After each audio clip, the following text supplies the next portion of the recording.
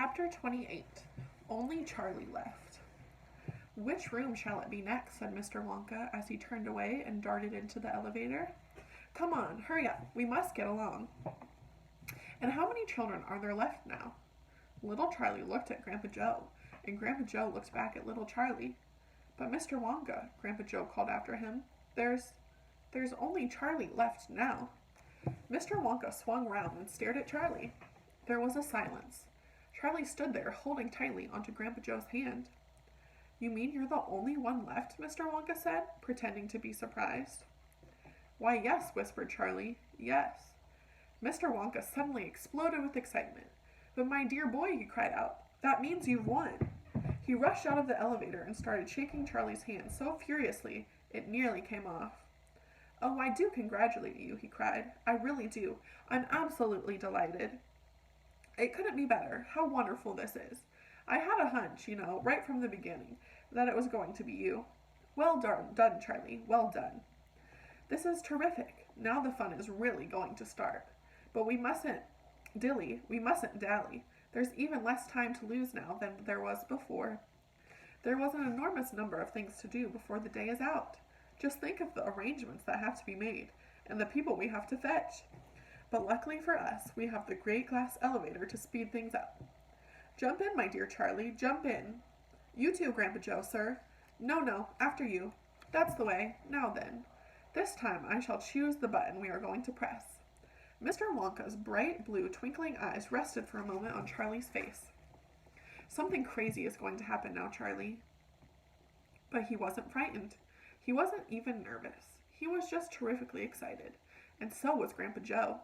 The old man's face was shining with excitement as he watched every move that Mr. Wonka made. Mr. Wonka was reaching for a button high up on the glass ceiling of the elevator. Charlie and Grandpa Joe both craned their necks to read what it said on the little label beside the button. It said, Up and Out. Up and out, thought Charlie. What sort of room is that? Mr. Wonka pressed the button. The glass doors closed. Hold on, cried Mr. Wonka. Then wham! The elevator shot straight up like a rocket. Yippee! Shouted Grandpa Joe. Charlie was clinging to Grandpa Joe's leg, and Mr. Wonka was holding on to a strap from the ceiling. And up they went. Up, up, up, up. Straight up this time, with no twisting or turning, and Charlie could hear the whistle of the air outside of the elevator went faster and faster. Yippee! Shouted Grandpa Joe again. Yippee! Here we go. Faster! Cried Mr. Wonka, banging the wall of the elevator with his hand. Faster, faster. If we don't go any faster than this, we shall never get through. Through what? Shouted Grandpa Joe. What have we got to get through? Aha, cried Mr. Wonka. You wait and see. I've been longing to press this button for years, but I've never done it until now. I was tempted many times. Oh yes, I was tempted. But I couldn't bear the thought of making a great big hole in the roof of the factory. Here we go, boys. Up and out. But you don't mean, shouted Grandpa Joe, you don't really mean that this elevator? Oh, yes, I do, answered Mr. Wonka. You wait and see. Up and out. But it's made of glass, shouted Grandpa Joe. It'll break into 1,000,000 pieces. I suppose it might, said Mr. Wonka cheerfully as ever, but it's pretty thick glass all the same. The elevator rushed on, going up and up and up, faster and faster.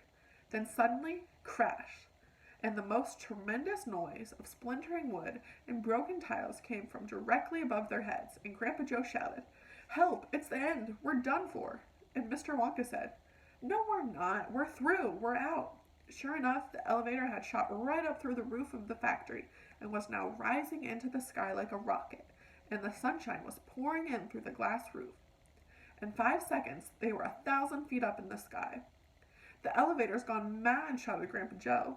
Have no fear, my dear sir, said Mr. Wonka calmly, and he pressed another button. The elevator stopped.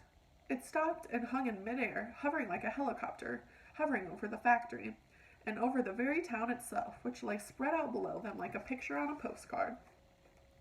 Looking down through the glass floor on which he was standing, Charlie could see the small, faraway houses, and the streets and the snow that lay thickly over everything.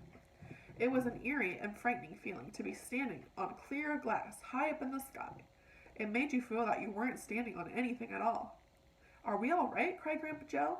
How does this thing stay up? Candy power, said Mr. Wonka. 1,000,000 candy power. Oh, look, he cried, pointing down. There go the other children. They're returning home.